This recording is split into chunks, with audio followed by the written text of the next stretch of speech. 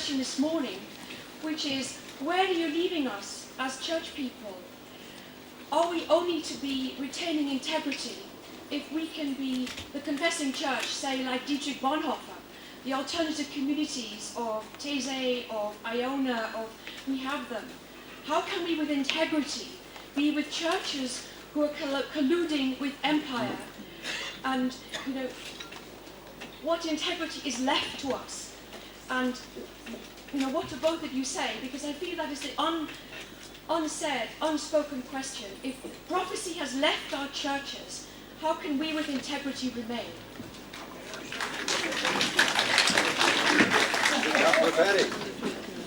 Very much the good question. In this, I had the privilege and, sorry, are we good? Yes. Sorry, I had the privilege and the burden to actually live this question in real time as a senior denominational official.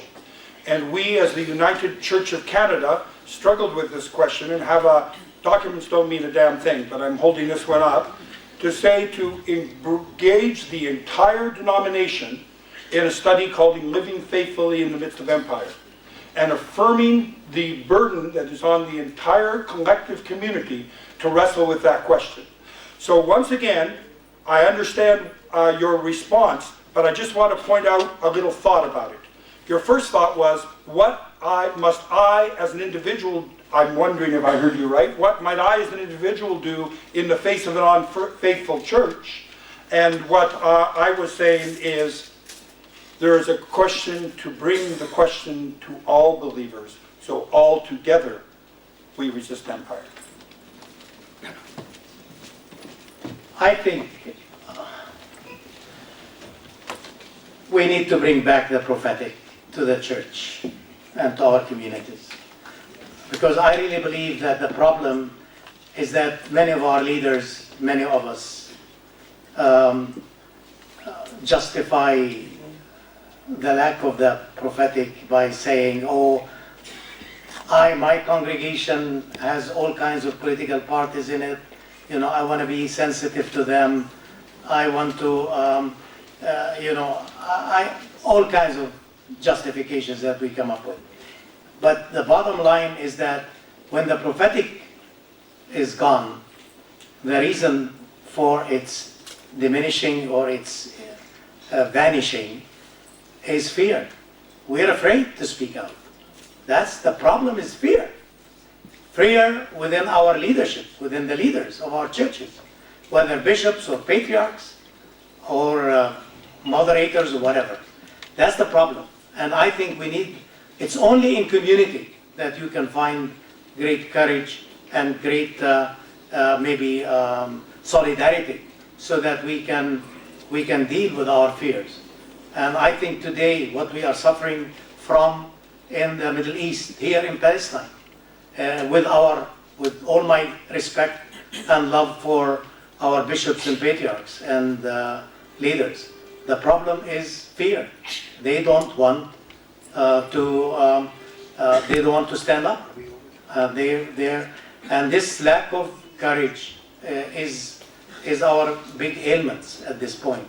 And I think we, the people, we need to help them to say, we are with you. Speak out on this.